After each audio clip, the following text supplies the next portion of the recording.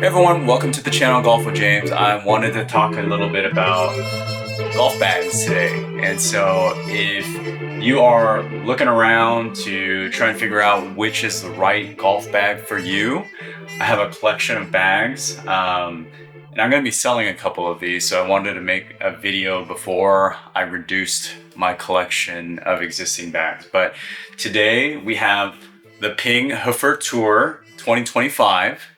We also have the Revcore LT lightweight stand bag. We have the Ping Hoofer Lite. We have the Vessel Player 3, which should be pretty similar to the Player 4 and 5. And also the Vessel VLS, which is one of Vessel's more lightweight offerings. So this is a pretty comprehensive offering in terms of what's available on the market right now. Maybe the only ones that I don't have are the OGO or Ogaio bags and maybe a couple other brands that are out there right now. But I feel like what I have is a pretty good representation of what you might find out on the market. Now, what kind of golfer does this video maybe appeal a little bit more towards?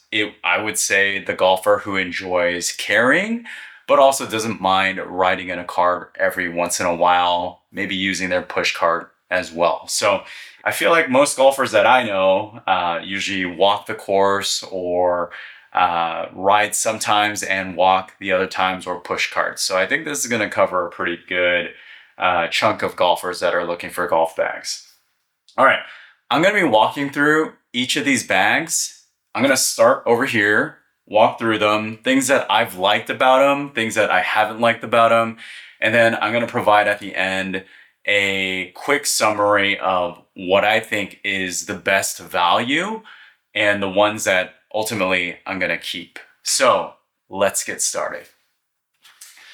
So first up is the VLS by Vessel. This is one of their more lightweight offerings. The things that I do like about it is it has a classic Vessel construction, pretty nice faux leather material. The stitching is high quality. One of the really big downsides of the bag, I am not a fan of the zipper action. And the zipper action in general just feels a little cheap. So that's a big knock against it. I'm actually going to be letting go of this bag. If you like this smaller form factor in the Vessel lineup, you're probably still going to enjoy it. And the Vessel is probably something that you can, or the zipper is something that you can probably live with. But for me personally, I just didn't really enjoy that. Another thing that I've personally found was a downside of the bag is that I felt like it retained, especially this black colorway, it retained random white markings, and I don't know why that happened. It's even on days where I wasn't wearing sunscreen, so I don't know if that's just dirt or dust. So I've had to kind of maintain or clean this bag a little bit more often.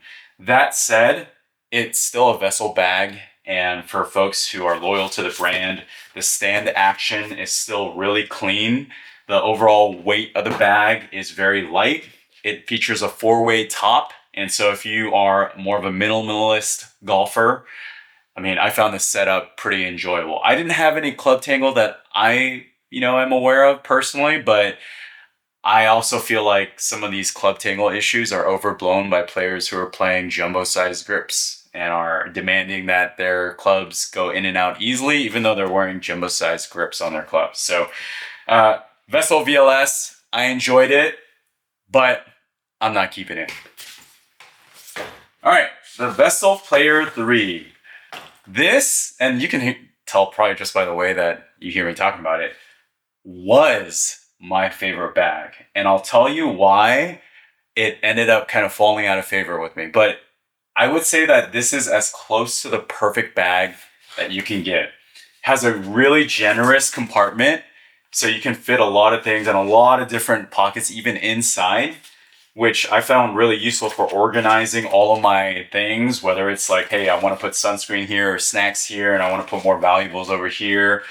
Still some more zippers on the outside, relatively lightweight. I felt like I could carry all my stuff. Even if I was carrying my camera gear, I had all the room in the world to do that.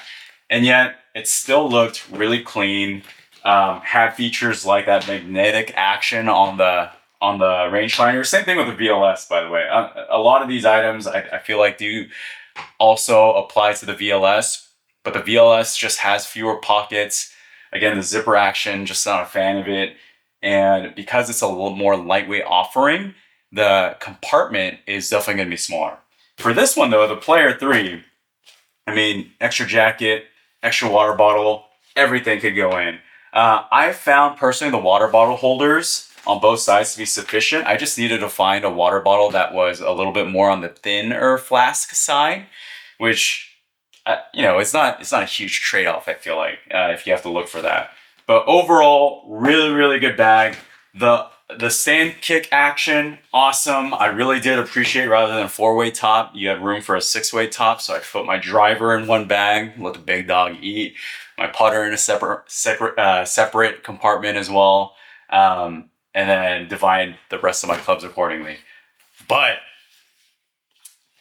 where the strap connects to the bag, and I'm gonna zoom in a little bit, is starting to come apart over here. And I don't know how well you can see that on the camera right now, but the vessel, I believe it only has a 1-year warranty.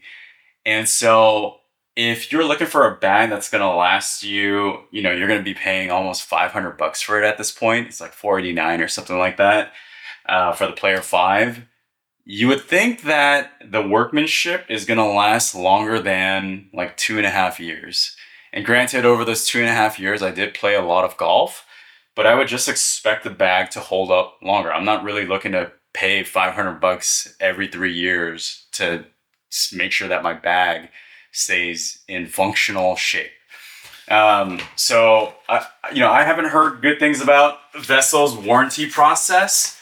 And so that's something that I'm not even going to really bother going through their returns process, also because it's out of warranty anyway, right? So there's no real point in going to them and seeing what they could do.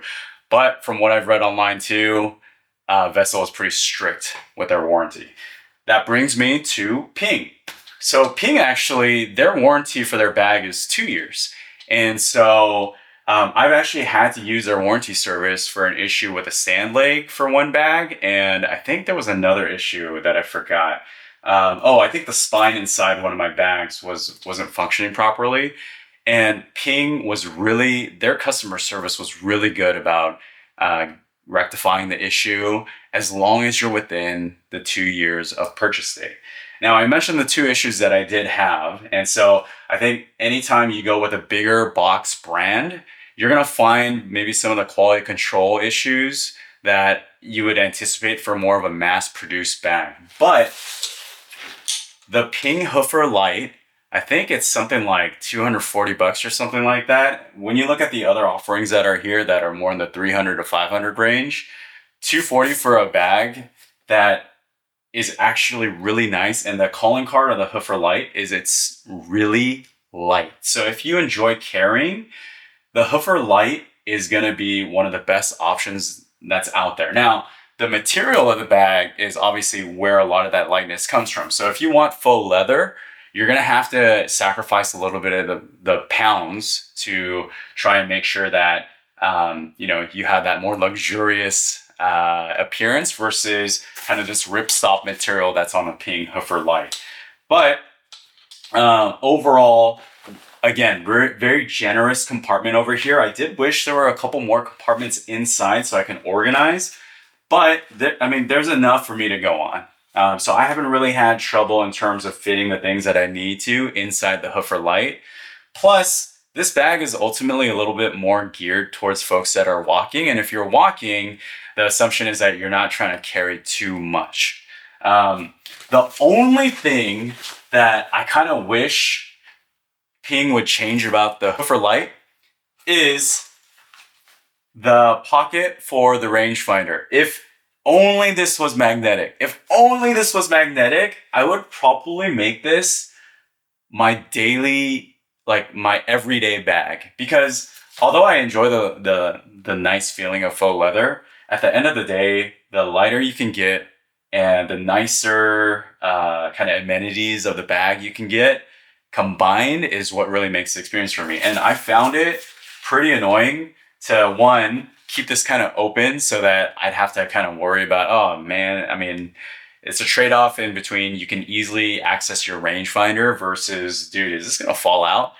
And so I wasn't a fan of that. Also, I wish that there was a way to just put my water bottle into a little like flap instead of having to put it inside one of the compartments. So those actually are relatively minor complaints when you consider the difference in price tags. So if you're looking for an established brand that is going to be responsive to any issues with quality control, I think Ping is definitely the way to go, especially if you're going to, be putting in a lot of rounds. And, but again, just when you've had a bag with a magnetic enclosure for your rangefinder, it's really hard to go back. And also a place for your water bottle. I mean, it does feature, I think, an insulated water bottle holder right here, right? So you could put like a plastic bottle of water that's chilled, or like a can of Coke or an IPA or something like that. But for me, I like carrying my flask around. This doesn't really do it for me. And so those are some two quibbles that I wish, really make the difference. I'm still going to hold on to this bag. And so I'm keeping this one. All right. Let's move on. So one thing I'll say, I bought like every one of these bags with my own money, except for the one that I'm about to talk about. And the one that I'm about to talk about is the Revcore LT lightweight sandbag. Now, anytime you receive a product, for me personally, I let folks know that I'm going to be giving an honest review. And even if that means that I have to point out some of the things that I don't like about the bag, that's the risk that the manufacturers have to take in order for them to get their product to be reviewed. That's my opinion. I don't think, I feel like I've seen too many videos where people are shilling for things. And on my channel, I have a number of videos where I talk about things that I actually don't like about a product. And so that doesn't mean I hate it. It's just that, it's hard to have a perfect product, right? All right. With that disclaimer, I received this Revcore sandbag, and oh no, one of the bags almost fell over, so I had to reset. So I've received this Revcore LT lightweight sandbag, and I honestly was a little skeptical because when I think of bag manufacturers, I don't really think of Caddy Daddy, which is the actual, I think, mother company of Revcore, to be producing quality bags. But this is, I believe it's supposed to be like a vessel competitor. So it has that faux leather, and has a lot of the features that I personally am looking for. So it has a magnetic enclosure. I've been really happy with the action of the zippers. I'm not worried at all that this is gonna, catch on me. And a lot of room in the compartments. Really, the only thing that I wish was a little bit different about this bag is this is a compartment for your water bottle. And even though that's better than nothing, I do wish they went with something more similar to the vessel design where the water bottle is carried next to the bulk compartment over here. Because once you fill up this big compartment over here, then once it's filled up, it's hard to get this to open up, right? And so your ability to carry something here is dependent a little bit more on what you're carrying in here. That all said, I really enjoyed my experience in carrying this bag. They put little nice details that I really appreciated, like using metal fastening materials rather than plastic fastening materials, or I don't think that's what it's called, but where you clip onto the things. And overall, a lot of room for you to put your club. I really like the action of how it stood as well. I did have one really silly issue, which when it was mailed out to me, the clip over here was connected to the wrong, clip.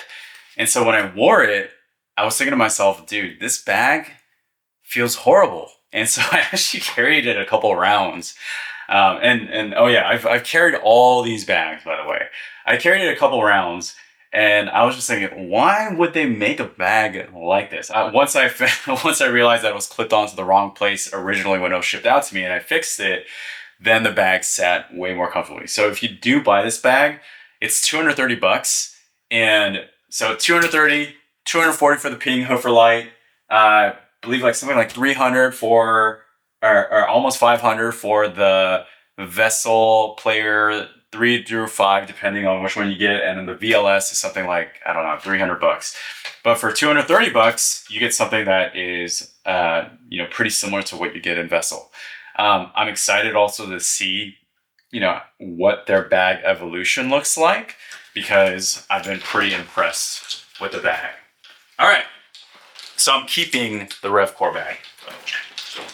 All right, last one here. And this is a little heavier and a little bit more fully loaded because I'm using this right now and testing it. But here are my first impressions. This is the Ping Hoofer Tour 2025. The reviews for the previous Ping Hoofer were not good.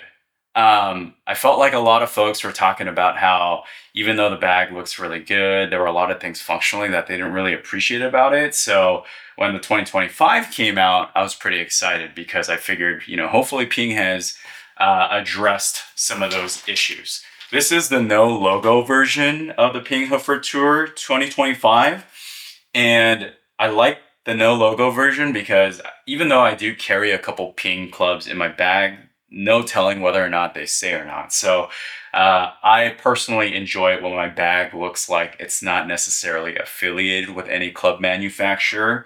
You can always go with the Ping logo too. The Ping logo looks amazing as well, but that's just my personal decision. Now, compartment size, pretty great. I do wish that there was one more pocket inside of here, because this is what you get. You get a pocket here where you can insert maybe your valuables or something, and then you get another pocket over here. And one thing that I really actually don't like about this pocket over here is there's a flap of material that covers the zipper. So it's like hard to access the zipper tie. And then even when you open it, now you have to kind of go in and kind of pull this off to then go inside your bag. I really wish Ping had gone with a design more similar to most other bags, which just has a simple zipper just lying outside, really easy to pull, really easy to access the bag. But otherwise, I've really enjoyed the Ping Hoofer Tour. A lot of generous space, doesn't feel super heavy.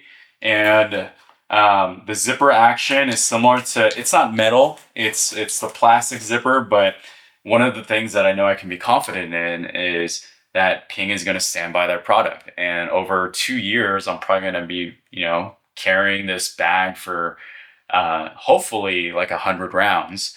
And over that 100 rounds, hopefully, if any issues do show up, they'll be rectified by the customer service. I have noticed with this material that it seems to hold creases a little bit more easily than I thought it was going to, but it also has a dedicated water bottle strap, which is something that I'm super excited about. It's these small things that you really get excited about in your golf bag. Are any of these bags perfect? By the way, that's going to be a keeper. Are any of these bags perfect? I would say no, right? I think I've mentioned everything that I've talked about in terms of things that I've liked or disliked about the bag. But I've carried every one of them. And if you have questions on any one of these bags, like from a price ratio standpoint, all I can tell you is that I'm going to be holding on to these three over here, 2 Ping bags and a Revcore bag. And I'm actually not going to be holding on to either of the Vessel bags. All right, guys, so that concludes my overview of all the different bags that I have personally played with and carried. So hopefully that information is helpful to you as you're making your own decision. In the meantime, please like and subscribe. Thank you for watching, and I will see you guys hopefully on the course. Take care.